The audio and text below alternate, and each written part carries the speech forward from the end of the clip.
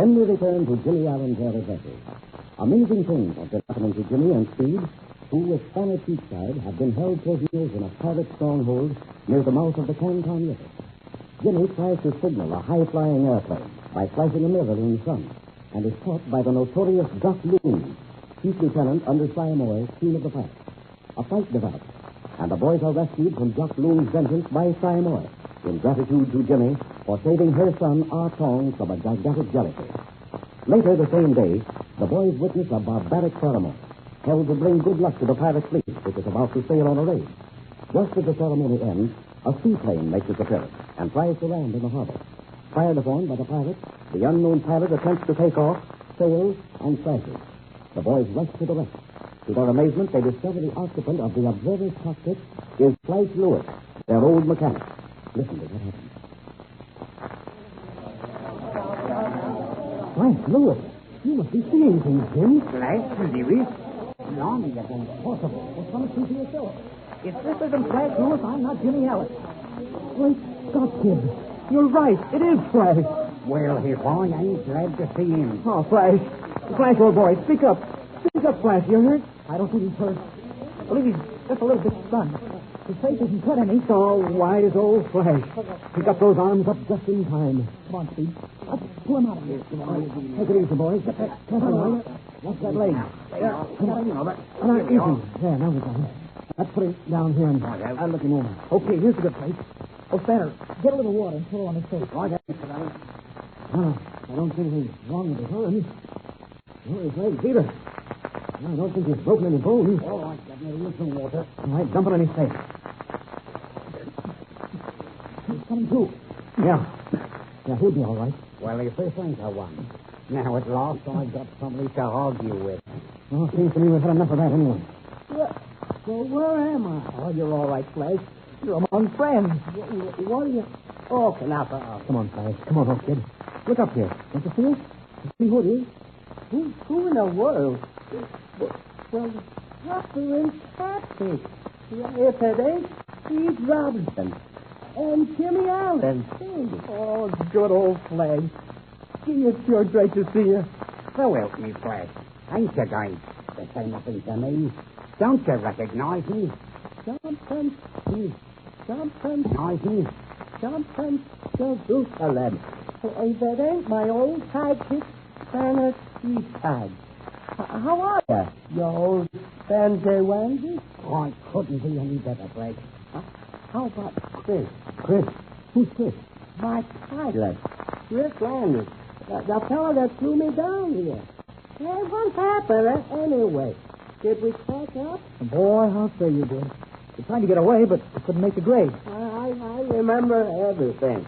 Well, we just about tried to land when somebody started shooting at us. And we tried to keep going. Well, what about Chris? I'm over here with him now, Flash. He's still unconscious. Come on, Jim. Stand. Help me pull him out. Right, okay. Right. Come on, we'll get him out of there. Take it easy now, boy. Careful. Here we are. Here we come. Look out, he's all jammed in under there. Get out of the way.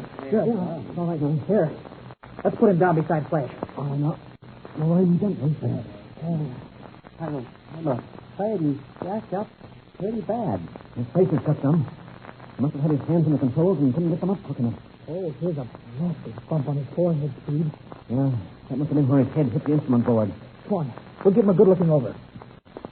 I don't like the looks of this, Jim. Well, what's the matter? You see, don't tell me... No, Flash. No, I don't think he's seriously hurt. I'm a little bit worried about this left arm. It may be broken. What do you think? Now, let's carry him up to our house. Oh, yeah. Yeah, that's the thing to do. What about you, Flash? Can you walk? Yeah, I think so, Steve. Wait a minute, and I'll see. Here, Spanner and I'll lift you up.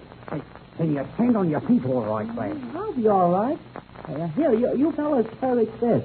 You're supposed to get a doctor around here? Well, that's what I'm worried about. I got a good first aid kit in the ship. That'll help some. I'll go get it. Hey, it's in the rear cockpit, Spanner. Rear cockpit, Spanner. Hey, look. Here comes Samoa. Yeah, I expected that. I'm surprised he didn't come before this. Boy, it's a lucky thing that ship didn't hit any of the crowd. If it had killed a few people, it would have been bad for us. Yeah, I guess that is lucky. But who is this Time Moy? And what in the dickens are you fellas doing here anyway? We'll tell you all about that later, Flash. Well, Mr. Allen, Mr. Robertson, who these men? This one is dead? No, he isn't Simoy, but I think he's hurt too badly. So, you know them? We don't know this one, Simoy, but this other gentleman is Flash Lewis, who works for us. Where he works for you? In Shanghai. He came over with us from America. His friend should not have landed here. But we didn't know they were going to land here. That may be. I do not know. Perhaps you signaled to him? No, I assure you that we didn't do that.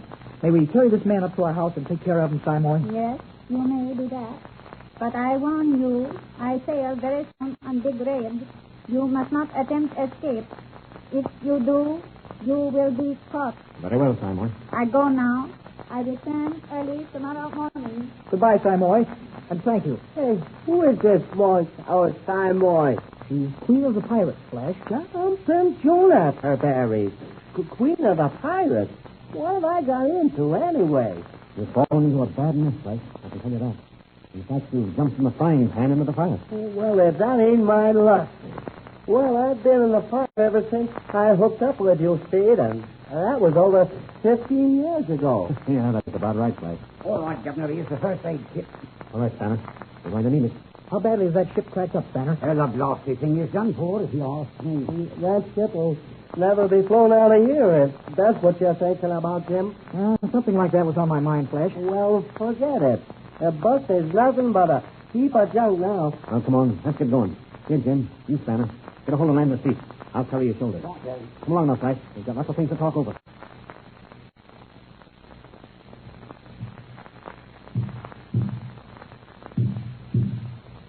What time's we got now, Jim? It's 11 o'clock by my watch, Speed. Yeah, I thought it must be about on the hour. That watch Mrs. Lamb is about on the hour. How's Chris feeling now, Flash? He's feeling a lot better now, Jim. I think he's going to snap out of it all right. The lucky thing is you had that first aid kit with you. At least we could clean out and bandage up all those cuts.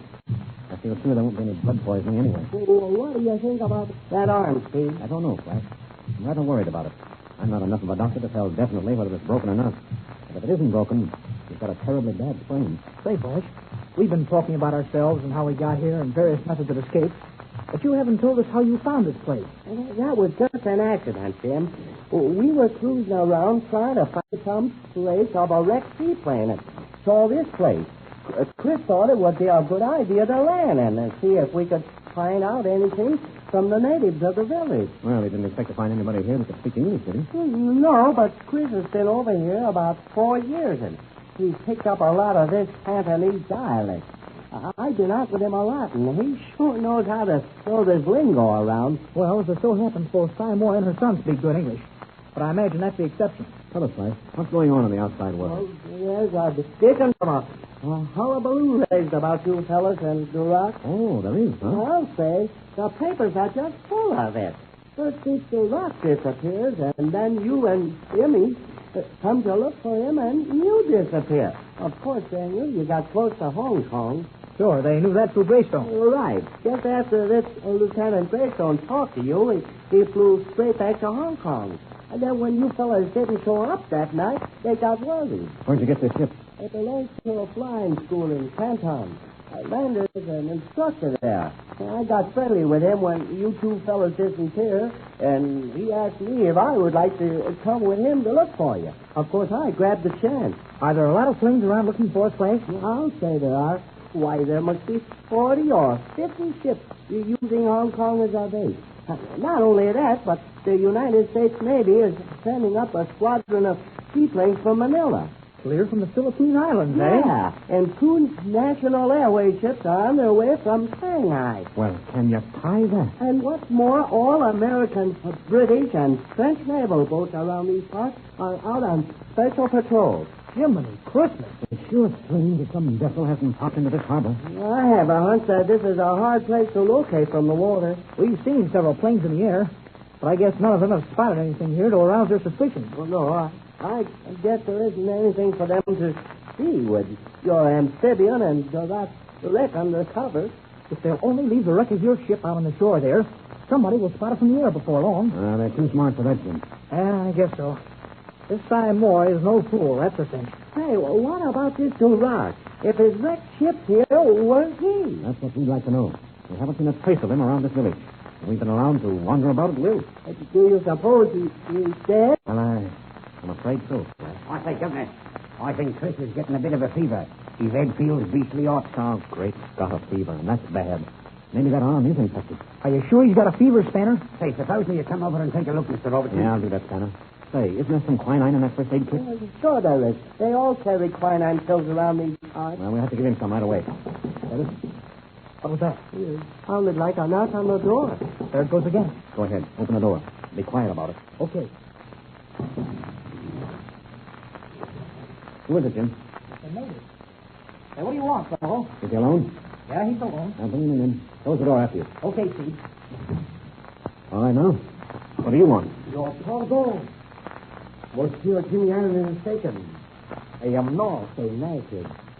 My name is Jerome Gerard. This is a surprise. Disguised as a native, Jerome Durac, the lost French pilot, emerges from the blackness of the Oriental night. Many more surprises are in store for you. Don't miss them.